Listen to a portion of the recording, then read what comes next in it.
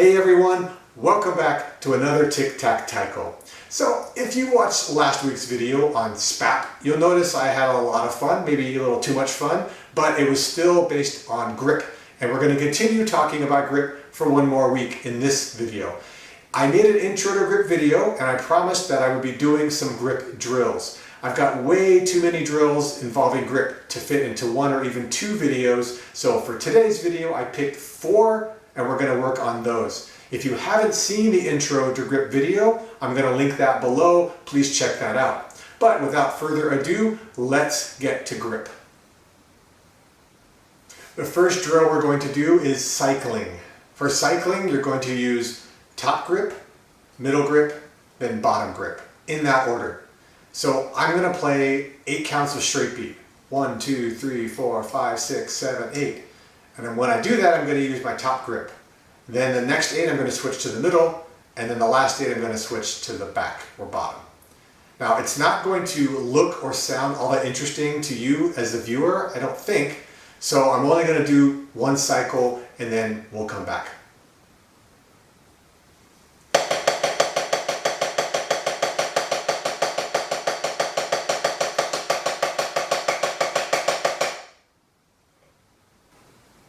When you play this drill, you can play any pattern that repeats. It can be a rudiment, it can be a pattern that you know, it can be a pattern you've made up. It doesn't really matter. It doesn't have to be 8 counts, it can be 16 or 32, whatever works. It just needs to be consistent and repetitive. This drill works 2 things really well. If I'm practicing a single grip, I'll get better at that grip.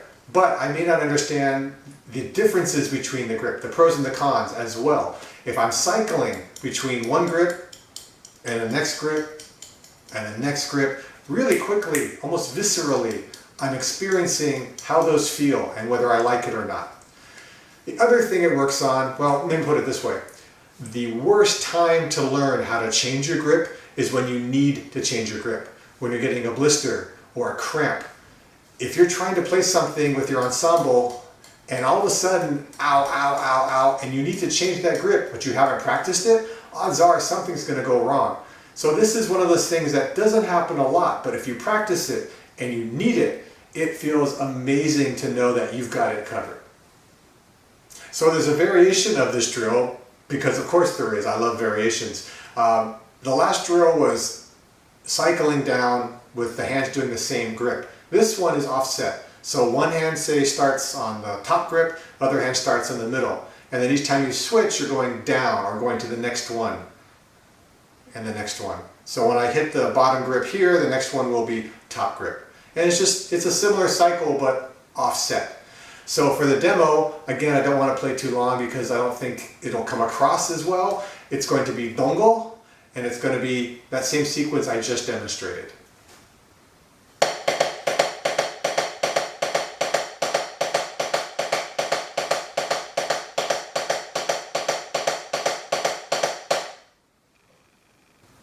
Our next grip drill is on tension, and we're going to do a contrast drill.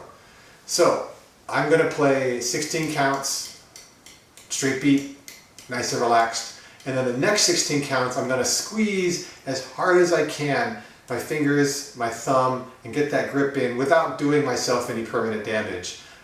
You're going to see and hear the difference unlike the previous drill. And then I'll do 16 off and 16 on. So relax, tight, relax, tight.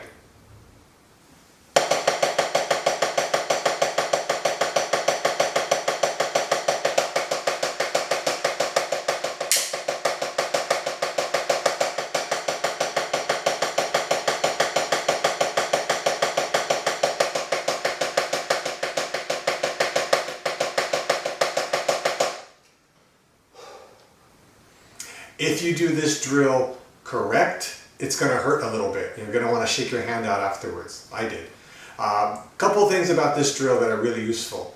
So when you're playing relaxed, that's a certain state. And then you play really tight. You want to always shoot for relaxed. You want to know how that feels. And to have that contrast helps you understand, helps your body understand relax is good, tight is painful. We rarely play on either extreme. We're generally as taiko players somewhere in the middle, but the more you can recognize what relaxed feels like and that relaxed is better, the easier it is to play that way. And that comes about from the ability of relaxing and releasing.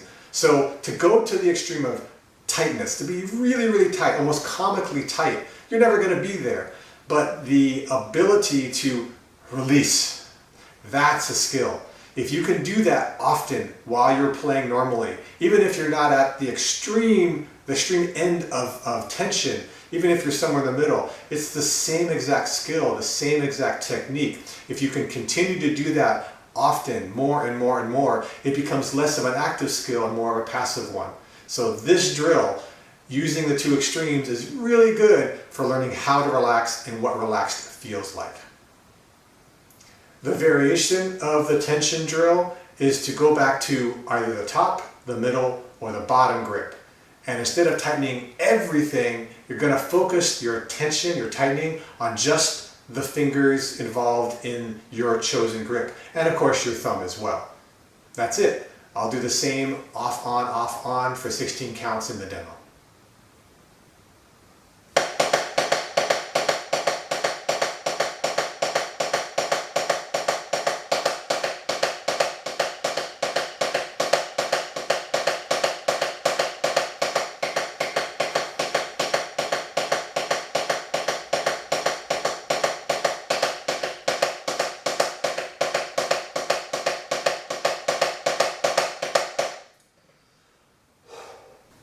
So after you've done this variation, I want you to think how it felt. I want you to think about the other fingers that weren't necessarily involved in the grip. So let's say I chose the back grip, bottom two fingers, and I squeezed really tight. These other fingers are going to be tight. Maybe not as tight as if I squeezed with all four, like the original version, but they're going to be tight. And so is my thumb, and so is my palm, and the back of the hand, and the wrist. And maybe not as tight in the arm, but there's tension here, there's tension in the upper arm, there's tension in the shoulder. I can feel it. I can try to make myself relax everything but this.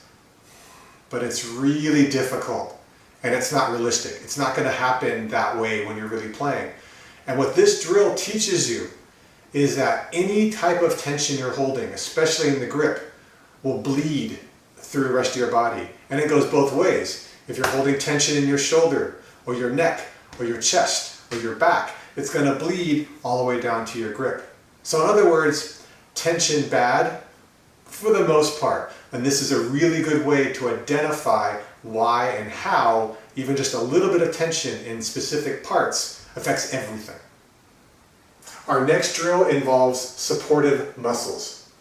When you play taiko, normally you've got a downward strike for, say, betta, a forward strike for odaiko, diagonal strike for narame. The hand is relative to the bachi path, which means it's very similar regardless of how you're striking, which is good. It means you're practicing the same thing over and over. But there are supporting muscles that could do more for your strike. We just rarely use them. Most taiko players I've seen warming up do some variation of this drill, where the wrist is straight but the hand is turning. This is a great warm-up drill, and you can do it weighted if you want, but that's the same kind of motion we're going to use for this drill, and you're going to have to position yourself in order to make that happen. So the first one is sort of a backhand. The two grips I recommend for this are either mostly thumb and index finger, not too much in the webbing, which I've said before can really start to hurt, a little bit out, but you're basically just holding it so it doesn't fly out of your hand. The other fingers don't do much at all. The other grip is all fingers and no thumb. The reason is this grip can provide a lot of force. If your thumb is against the bachi, you'll find out for yourself if you don't believe me, you'll start to bruise the bone there. So keep your thumb out of the way of this grip. Now be careful that you're not trying to do a regular grip, however you normally do it, and bend the wrist. It's not supposed to curve around to play this way. You're not trying to practice your regular grip. You're trying to practice muscles you don't normally use. And of course, the other hand. Also, the inward grip is good too. Figuring out what position you need to be in, you have to squat. This one, the grip can change a lot. I can do the 4 fingers, I can do the thumb and the index finger, I can do all kinds of hybrids. Doesn't really matter. You're trying to figure out what works for you in order to get a good whip. But again, trying to keep the wrist mostly straight and let the rotation do most of the work.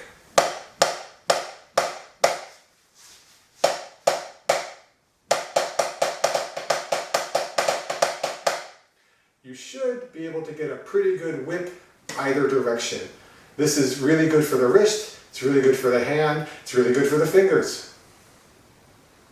The final drill for today is a pretty simple one, and it's more about awareness than it is an actual drill, and it's slight rotation.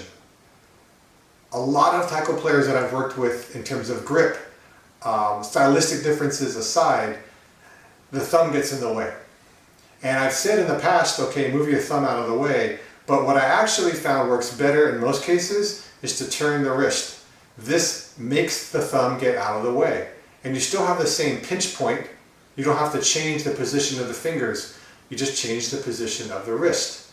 So for this drill, try playing with the thumb on top, maybe more than you regularly will. And as you're playing, whatever you're playing, slowly rotate in. So for this drill, that's what I'm going to do.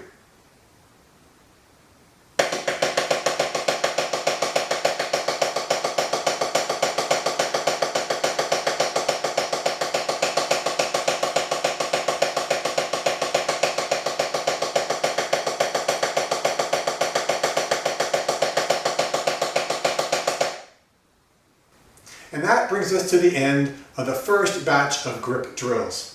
If you like what you saw, let me know with a thumbs up. If you have any questions, comments, certain kinds of drills you want to see grip related or not, let me know in the section below. And if you are a new subscriber, congratulations, we have nachos every Thursday. So until next time, keep practicing